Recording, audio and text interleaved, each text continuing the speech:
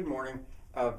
This is State of the School, 19th video for the year 2024, last year.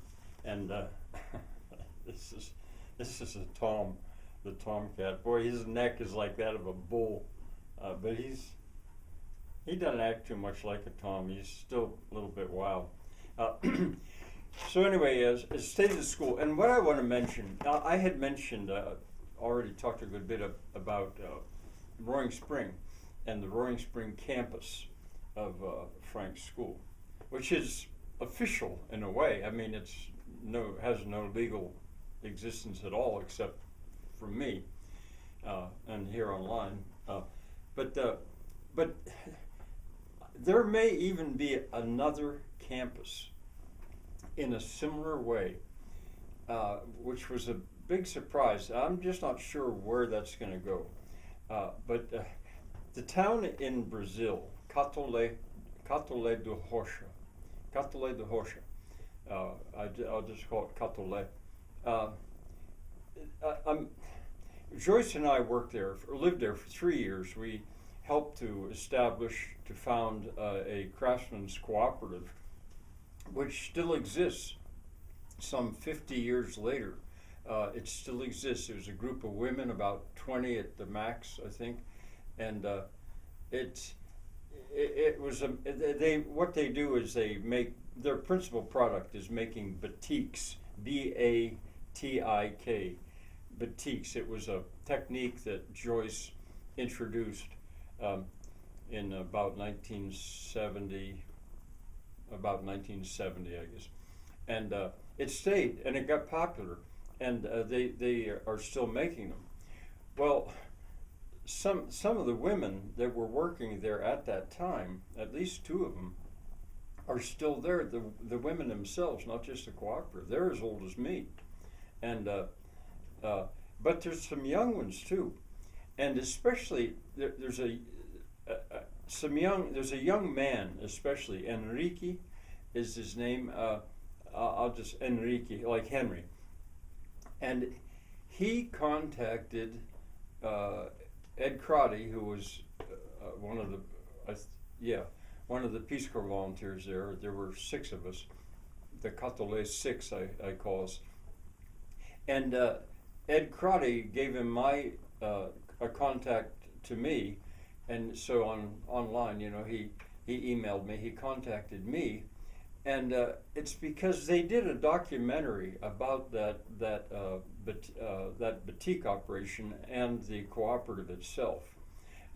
They launched it in last December. That would have been, I think, December 11th, 2025. Yeah, last December.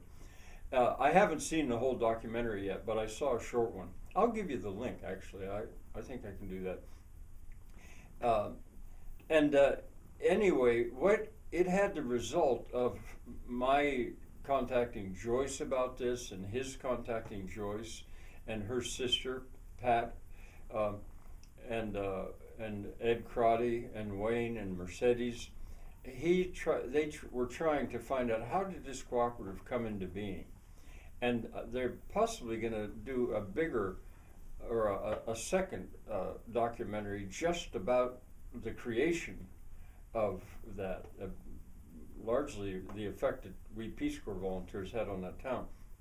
Well, there was enough discussion of that I thought, although Catole, all contact really with the people in Catole was gone for decades, but it's back.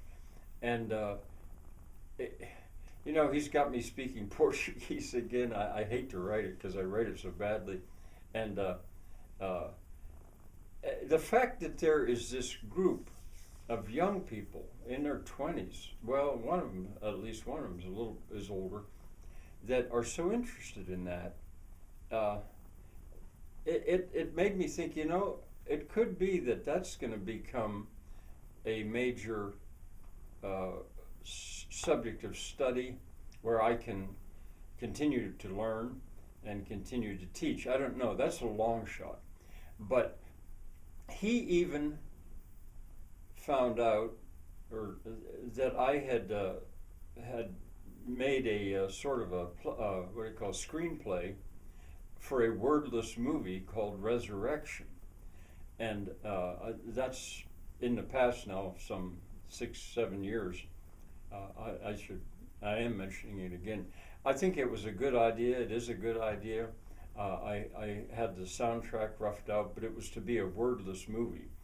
But it could be set here. It could be set right on this farm, but it could also be set in Catole de Rocha.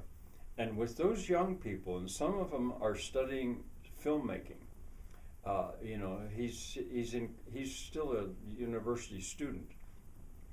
I don't know. I'd originally planned for the movie to be set in an abandoned town in Portugal. Now, if that would happen, if they would go ahead and make that movie, a version of that movie, then absolutely, Catole de Rocha would become a new campus to Camp Wrench, to Frank's school. Oh, my list is getting down. I'm not going to be going on and on forever, so I am getting down, and I've got one real major thing to tell you about, but that'll do for the moment.